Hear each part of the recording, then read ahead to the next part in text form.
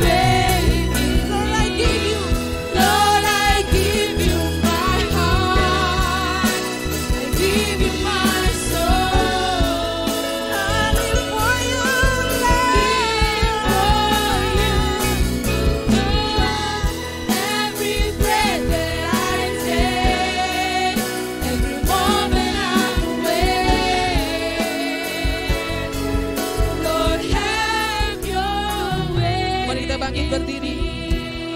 Lord, I give you my heart, I give you my soul. I live for you alone, and every breath that I take, every moment I'm awake. Lord, have your way in me.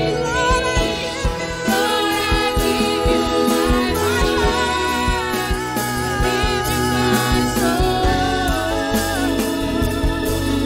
I live for you alone, every breath that I take, every moment I'm awake.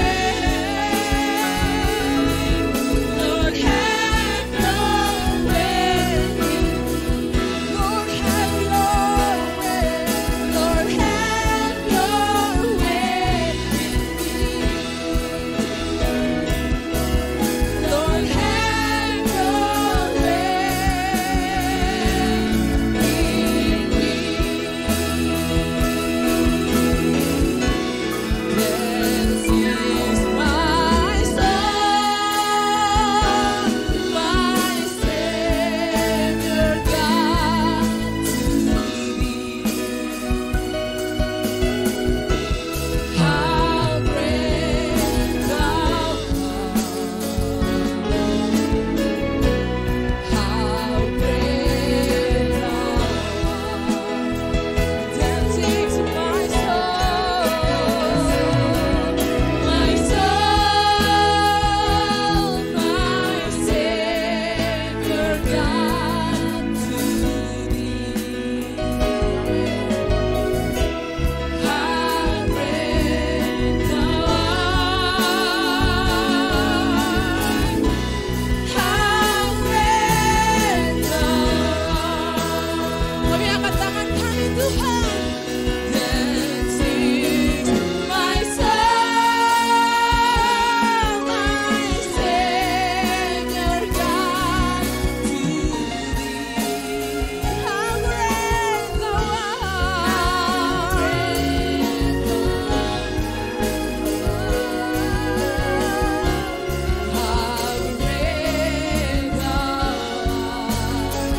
That sings my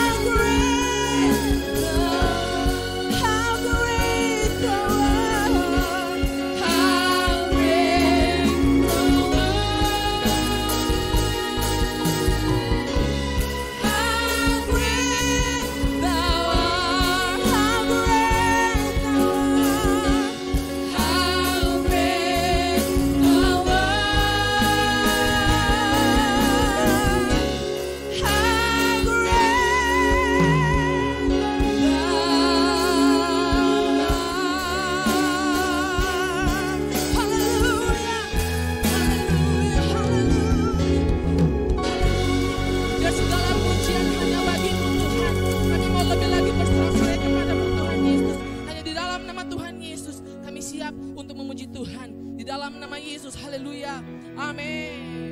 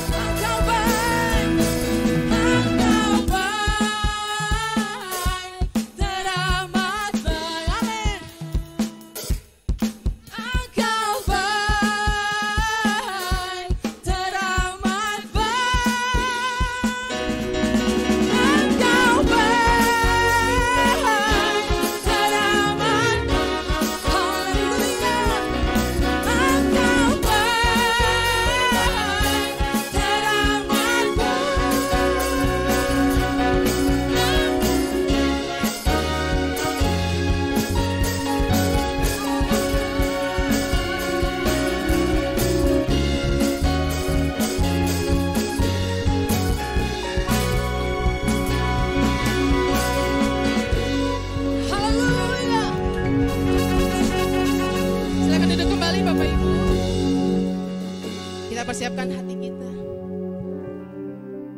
Kita persiapkan tubuh jiwa roh kita untuk kebenaran akan firman Tuhan.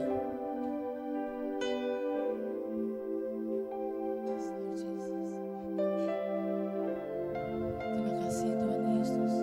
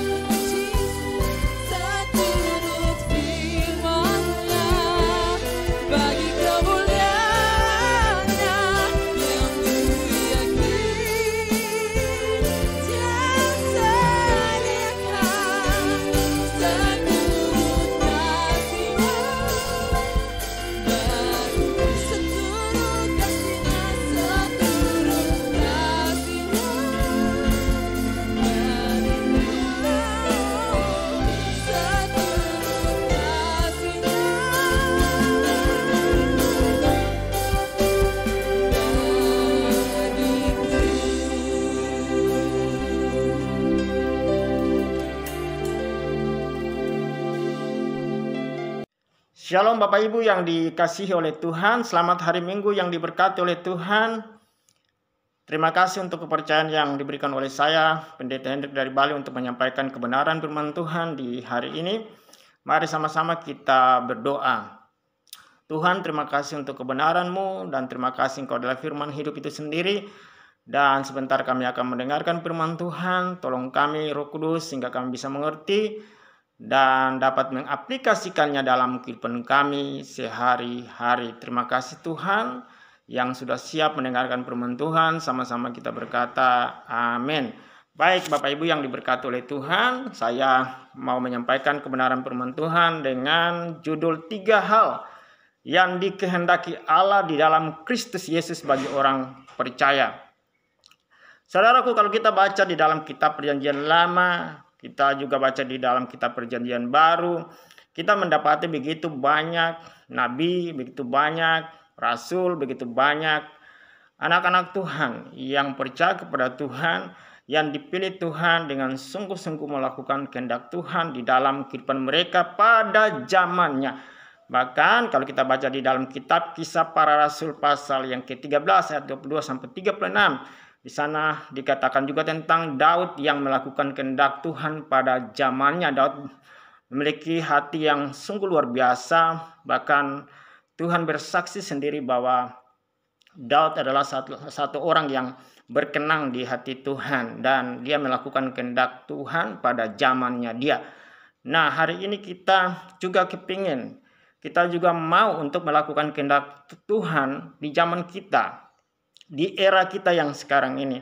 Namun tentunya kita mungkin bertanya-tanya dalam kehidupan kita sebagai orang percaya, bagaimana kita dapat melakukan kehendak Tuhan, atau apakah saya sudah mampu 100% melakukan kehendak Tuhan? Tentunya ya, kalau kita bicara tentang kehidupan kita sebagai orang percaya, mungkin kita masih banyak kekurangan untuk kita melakukan kehendak Tuhan. Tetapi jangan saudara khawatir. Kenapa? Ada satu pribadi yang luar biasa, yaitu Tuhan Yesus Kristus yang ada di dalam diri kita, yang selalu menyempurnakan kita sehingga kita layak diterima oleh Allah itu sendiri, sehingga hari ini kita bisa sangat percaya diri bahwa kita sudah bisa melakukan kehendak Tuhan. Kenapa? Karena Tuhan tidak melihat lagi perbuatan kita, tetapi dia melihat perbuatan Kristus yang sempurna di atas kayu salib untuk kita. Jadi hari ini kita bukan bermegah di dalam perbuatan kita, tetapi bermegah di dalam perbuatan Kristus yang nyata di dalam kehidupan kita sehari-hari. Nah, hari ini kita akan baca di dalam kitab 1 Tesalonika yang kelima ayat yang ke-16 sampai 18. Demikian bunyi firman Tuhan. Bersukacitalah senantiasa, tetaplah berdoa, mengucap syukurlah dalam segala hal. Sebab itulah yang dikehendaki Allah di dalam Kristus Yesus bagi kamu. Jadi saudaraku yang diberkati Tuhan, ini firman Tuhan yang sangat sederhana, sangat luar biasa, sangat hebat. Menurut saya, kadang-kadang orang percaya itu kepingin ya dia melakukan kehendak Tuhan dengan spektakuler. Dan dia berjuang keras, dia ingin sepertinya mendapat satu reward atau penghargaan dari Tuhan, bahwa oh ya, Tuhan kasih saya hadiah karena saya melakukan kehendak Tuhan di dalam kehidupan saya. Tetapi saking kita terlalu berfokus kepada hal tersebut, maka kita kadang-kadang stres. Kita kadang-kadang merasa, waduh, saya belum mampu, saya belum layak nih untuk mendapatkan semua berkat dari Tuhan. Kenapa? Karena saya belum melakukan kehendak Tuhan. Nah, padahal Tuhan mau supaya kita belajar dari hal-hal yang sederhana.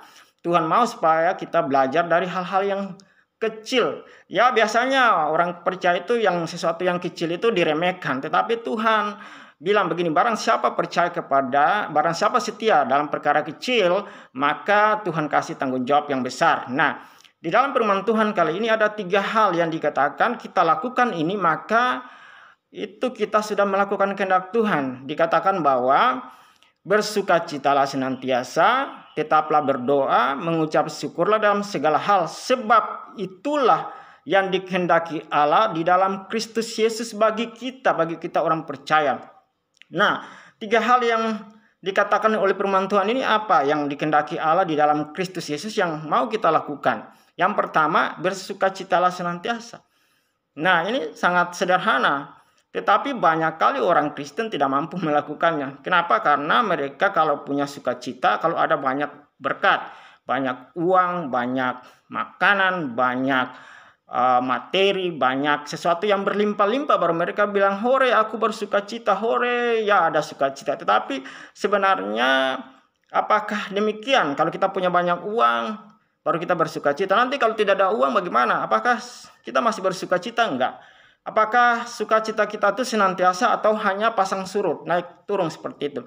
Nah, firman Tuhan berkata bersukacitalah senantiasa, artinya di dalam segala apapun keadaan kita, Tuhan mau anak-anak Tuhan, orang-orang percaya, orang-orang Kristen itu tetap bersukacita senantiasa di dalam Tuhan.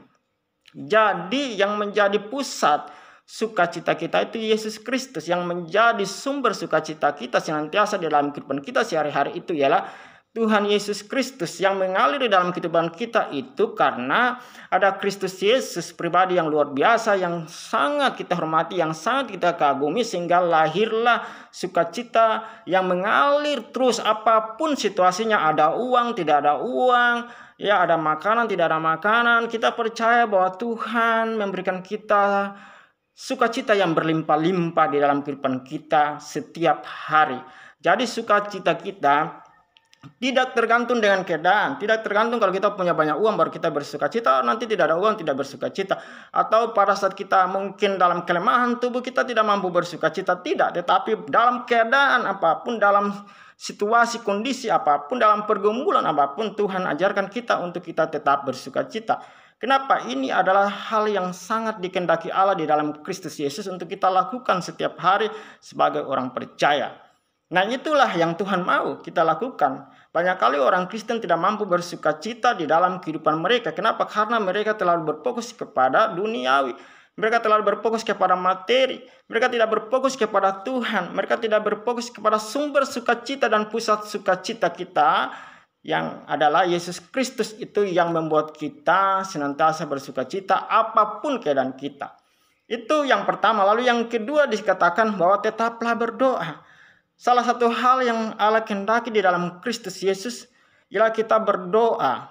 Kita tetap berdoa apapun situasi kita. Ya, berdoa sampai sesuatu terjadi. Pray until something happen. Artinya apa? Continue. Artinya apa? Tetap bertekun di dalam doa-doa kita. Doa pribadi, doa keluarga, doa di gereja, doa setiap hari, doa puasa kita. Diajarkan oleh Roh Kudus, diajarkan oleh Tuhan untuk kita tetap berdoa. Jangan jemu-jemu atau jangan boring atau jangan bosan untuk kita berdoa. Kenapa? Karena doa ini adalah sesuatu yang penuh dengan kuasa.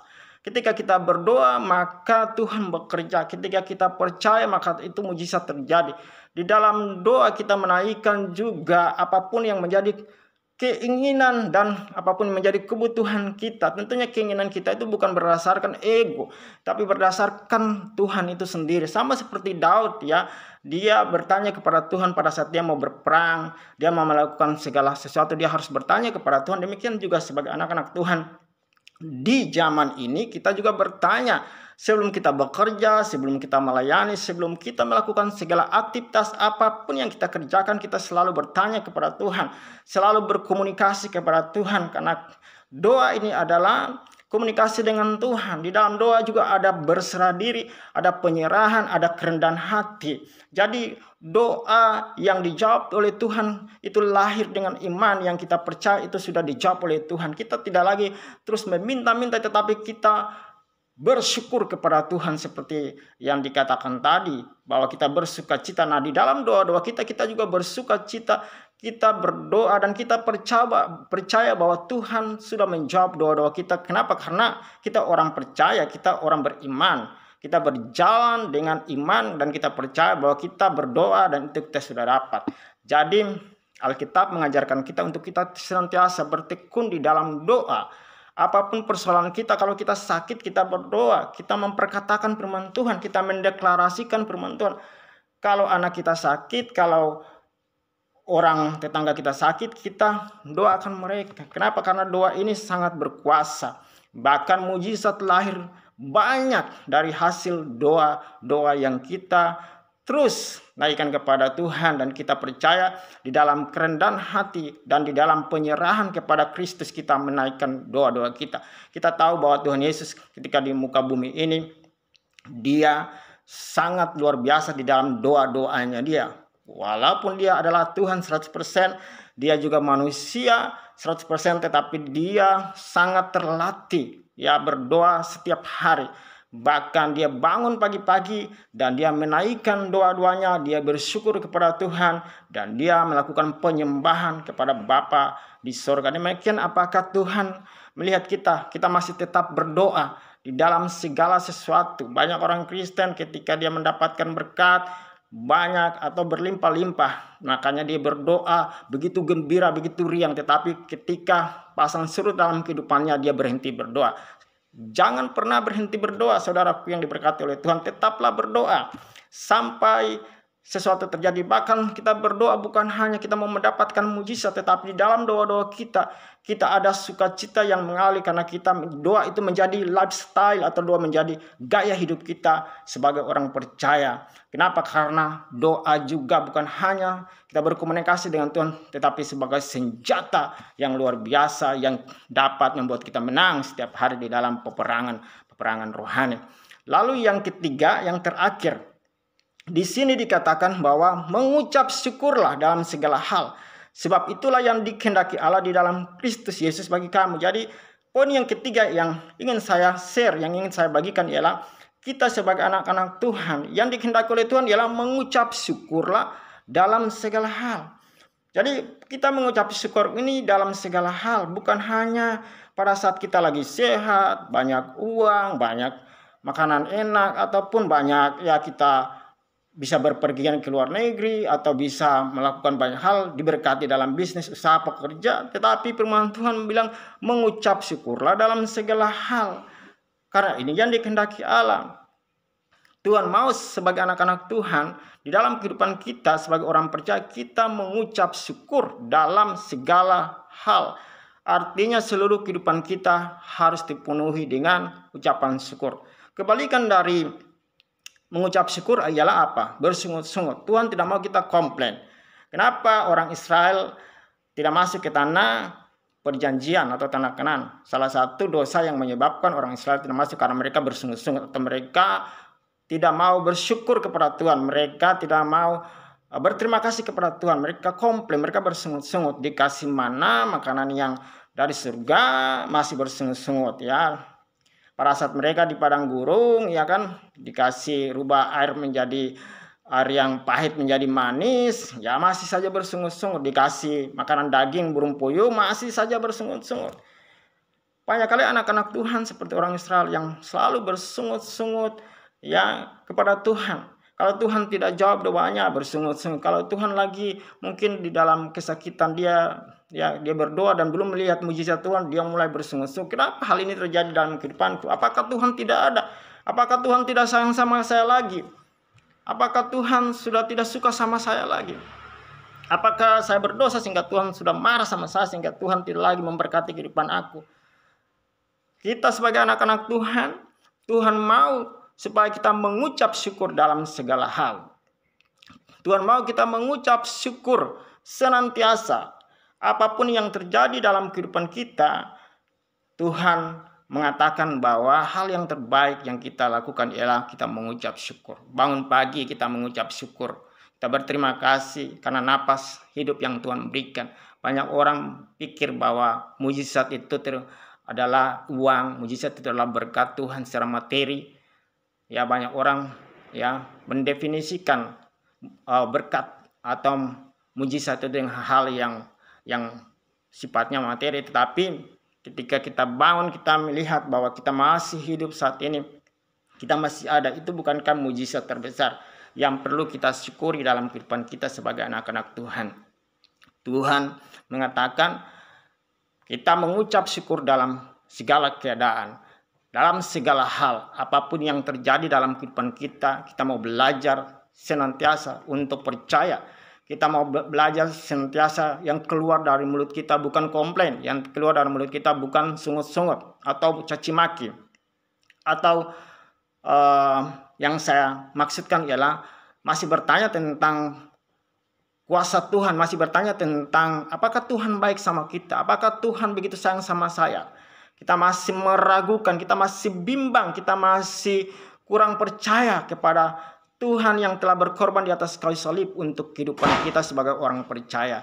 Saudaraku yang diberkati oleh Tuhan, ketika kita melihat bahwa Yesus ada di atas kayu salib untuk kita dan Dia telah berkorban untuk kita, kita percaya bahwa kehidupan kita diberkati oleh Tuhan. Kita percaya Tuhan menyediakan yang terbaik untuk kita. Walaupun dalam kehidupan kita harus melewati yang namanya tantangan, pergumulan, air mata, proses.